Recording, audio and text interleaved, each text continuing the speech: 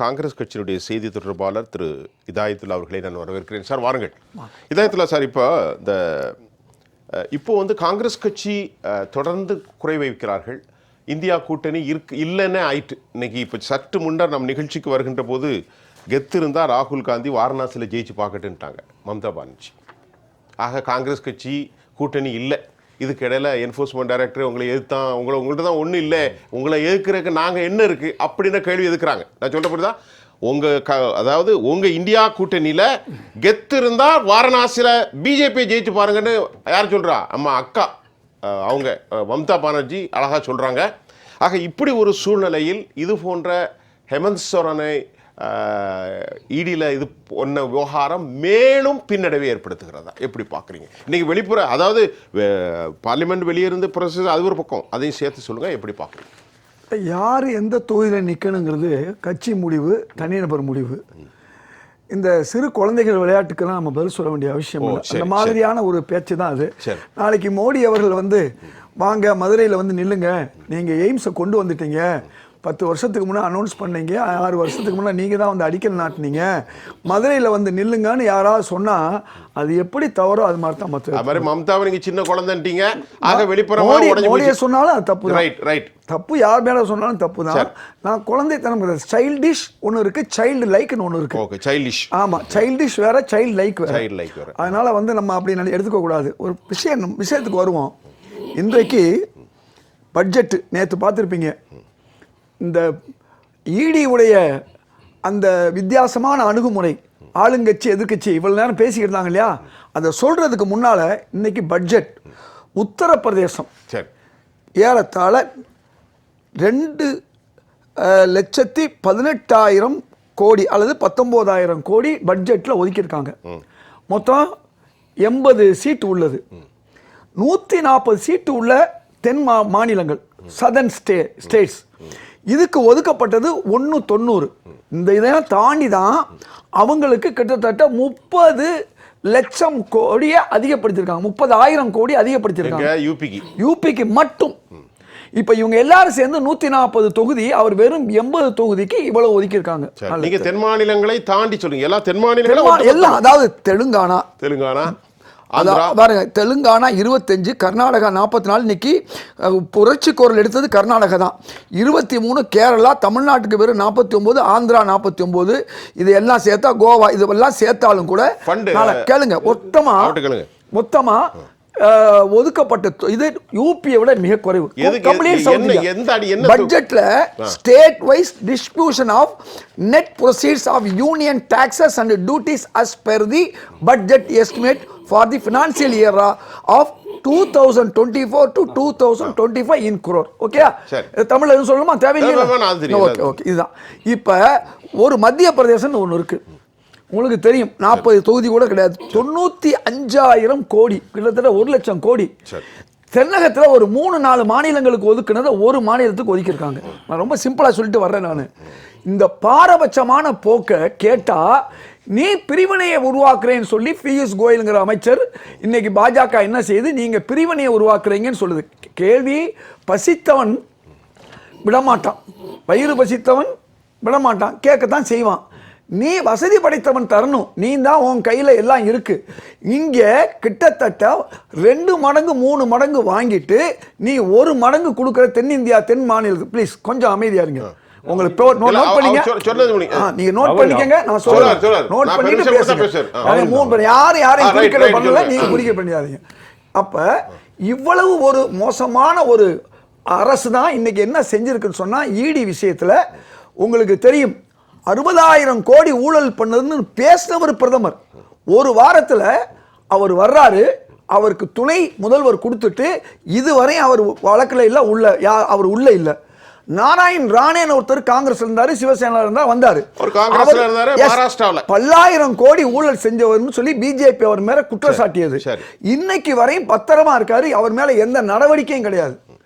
இந்த சகோதரர் பிஜேபி ஆதரவாஸ் பேசினார் இல்லையா சகோதரர், அவர் சொன்ன அத்தனை பேர் வெளியில தான் இருக்காங்க. செங்கார்ல இருந்து, எந்த செங்கார், கொலை வழக்கு கொள்ளை வழக்குல அவங்க எல்லாமே கேஸ், இவர் மேலேயும் கேஸ் இருக்கு தான் செய்யுது, ராணா மேலேயும் கேஸ் தான் இருக்கு.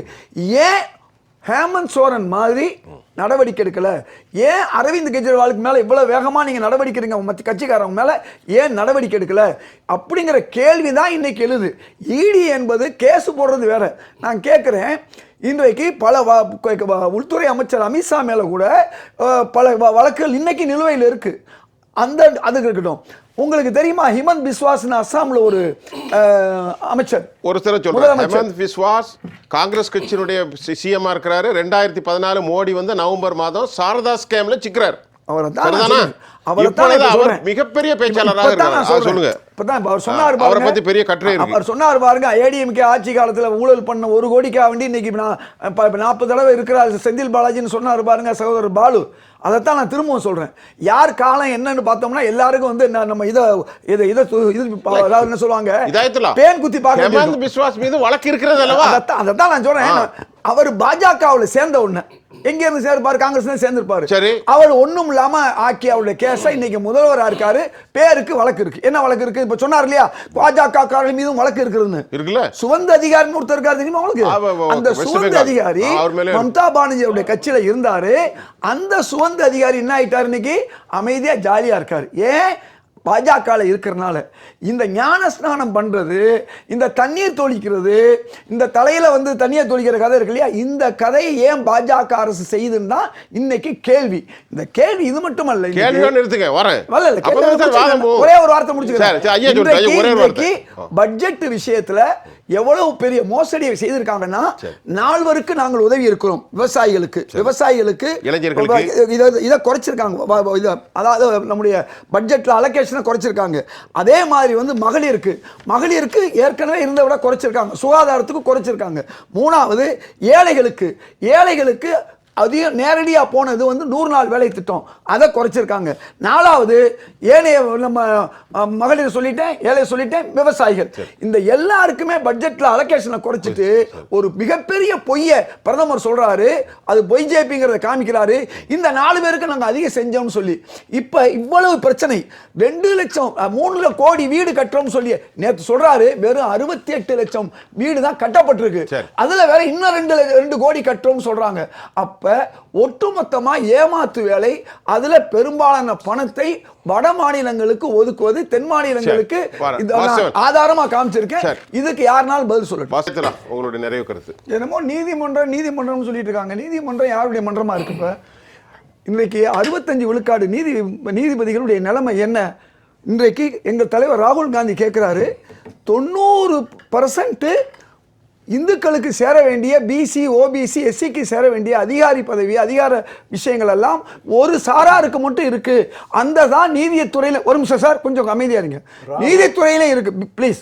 நீதித்துறையில் இருக்குன்னு சொல்றாரு. அதை விட எங்க தலைவர் மல்லிகார்ஜுன கார்கே பார்லிமெண்ட் என்ன சொன்னா தெரியுமா? இங்க நாங்கெல்லாம் திராவிடர்கள், நீங்கள் ஆரிய பந்தேரிகள், இங்க உட்கார்ந்துகிட்டு நீங்க அதிகாரம் பண்ணி கொண்டிருக்கிறீர்கள் சொல்லி எங்க தலைவர் மல்லிகார்ஜுன கார்கே பேசினாரு. எதுக்கு சொல்ல வரேன்னா, இன்னைக்கு நீதித்துறை, அதிகாரத்துறை அனைத்து எதை கேட்டாலும் பிரிவினைவாதம். ஆமா, அதெல்லாம் சொல்லுவாரு, சொல்லி இருக்காரு. அவர் தான் நினைக்கிறார். கொஞ்சம் குறுக்க பேசாதீங்க தயவு செய்து. இந்த மாதிரி இருக்காதீங்க. இப்படிப்பட்டவரை கூப்பிடும்போது என்னை கூப்பிடாதீங்க. எதையும் பேச விடாம இவர் பேசும்போது நான் குழந்தைத்தனமா பேசுங்க. அதுதான் நான் சொல்ல வர்றேன். இப்படிப்பட்ட ஒரு சூழல்ல இன்னைக்கு இந்தியாவில் இருக்கக்கூடிய பிஜேபி அரசு எதிர்கட்சிகளை எவ்வளவு கேவலமா பண்ண முடியுமோ அவ்வளவு பண்ணிக்கிட்டு இருக்காங்க. அசிங்கம் பண்ண முடியுமோ, ஜனநாயக விரோதமா என்ன பண்ண முடியுமோ அவ்வளவு பண்ணிக்கிட்டு இருக்காங்க. சோனியா காந்தி மீது குற்றம் இருந்தால் போங்க, நீங்க தான் நீதிமன்றம் வச்சிருக்கீங்கல்ல, நீதிமன்றத்துக்கு எடுத்துட்டு போங்க. அமலாக்கத்துறை பிளீஸ், அமலாக்கத்துறை இருக்காங்க இல்லையா, நீங்க கொண்டு போங்க சார். அவங்க ஏதாவது தவறு செஞ்சிருந்தா உங்களால முடியாது. ஏன்னா ஒரு பைசா அவர்கள் அதுல இருந்து எடுக்கலைங்கிறது உலகம் அறிஞ்ச விஷயம். அதனால இன்னைக்கு பிஎம் கேரா இருக்கட்டும், அதாவது நம்முடைய தேர்தல் ஃபண்டா இருக்கட்டும், 80 விழுக்காடு பாஜகவுக்கு ஏன் தேர்தல் ஃபண்டு போகுது, மீதி அனைத்து கட்சிகளுக்கு ஏன் வெறும் 20% போகுதுன்னு கேட்டா, பல லட்சம் கோடி கடனை தள்ளுபடி பண்ணி அந்த முதலாளிகள்கிட்ட யார் கொடுத்தாங்கன்னு தெரியாம ஃபண்டை வாங்கி நீங்க பண்றீங்க. இப்ப இந்தியாவுல தேர்தல் கமிஷனை உங்க கையில வச்சிருக்கீங்க. அமலாக்கத்துறை, இடி, ஐடி எல்லா துறை மட்டுமல்ல, நீதித்துறை வச்சிருக்கீங்க. நீதிபதி லோயா சார்பா பேசுறேன். கேளுங்க, நீதிபதி லோயாவுடைய கொலைக்கு ஏதாவது சார், யார் வேணாம் சார், பேசுனா டாபிக் தெரியுமா? அவர் அவர் போடாங்க, சார். உள்துறை அமைச்சர் வேணாம் சார், அமித் வேணாம் சார், ஷாவுடைய வேணாம் சார். வழக்கை சார், பார்த்தவர். டாபிக்கே வாங்க, டாபிக்கே வாங்க, அவருடைய டாபிக்கே நிலைமை வாங்க. சார், சார், ஒரே இருக்கிறது. இப்ப நம்ம என்னன்னா முடிஞ்சு, நேரம் முடிஞ்சு. பாராளுமன்றத்தை முடக்கிற வேலையை எதிர்க்கட்சிகள் விட்டுறணும். எவ்வளவு ஆர்கியூ பண்ண முடியுமோ? சார், இப்ப நான் பேசுவேன், நீங்க பேசாதீங்க. நீங்க நான் பேசுவேன், நீங்க பேசாதீங்க. நீங்க மட்டும் சொன்னீங்கல்ல, நீங்க மட்டும் சொன்னீங்களே. நியாயம் எல்லாருமே நியாயம். அவங்களுக்கு எதிர்க்கட்சியா இருக்கும்போது அவங்க நியாயம். புரியுதா? இப்போ பாருங்க, இவர் ஊருக்கு ஒரு காயம். ஏன்னா இவர் பலவீனம். விவாதத்துக்கு பதில் சொல்ல முடியாது, பலவீனம்.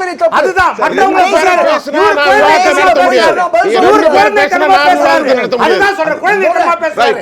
இவரோட குழந்தைத்தனம். இதுதான் காங்கிரஸ் நிலைமை. இதுதான் காங்கிரஸ் நிலைமை. இதுதான் காங்கிரஸ் நிலைமை. அதுதான் காங்கிரஸ் நிலைமை. அதுதான் காங்கிரஸ் நிலைமை. இதே தான் காங்கிரஸ் நிலைமை. அடுத்தவங்க பேசும்போது வாய்ப்பு கொடுக்க மாட்டாரு.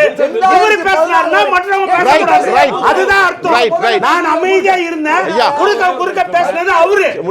அவரு பேசுற வரைக்கும் நானும் பேசிட்டே இருக்கேன். அவரை பேச விடாம இருக்க சொல்லுங்க. பாராளுமன்றத்தை முடக்குவது தவறு. எதிர்க்கட்சிகள் பாராளுமன்றத்தை முடக்குவது தவறு. அங்க பேசுறதுக்கு அவங்களை நாங்கள் பொதுவாக கண்டிக்கணும். பாஜக முடக்குச்சு. பாஜக முடக்குச்சா இல்லையா? பாஜக முடக்குச்சா இல்லையா? பதில் சொல்லணும். நியாயம் இருந்தா, நேர்மை இருந்தா, பாஜக இன்னும் 10 வருஷம் சொல்லணும். நீங்க பேசுறது எதுவுமே கேட்கக்கூடாது. கேட்கும். ஆனால் பாராளுமன்றத்தை முடக்குவது தவறு என்பதுதான் என்னுடைய வாதம். பாராளுமன்றத்தை முடக்குவது தவறு. அவர் எடுத்து சொல்லுங்க. பாராளுமன்றத்தை முடக்குவது தவறு. அது பாஜக செஞ்சா இல்லையா?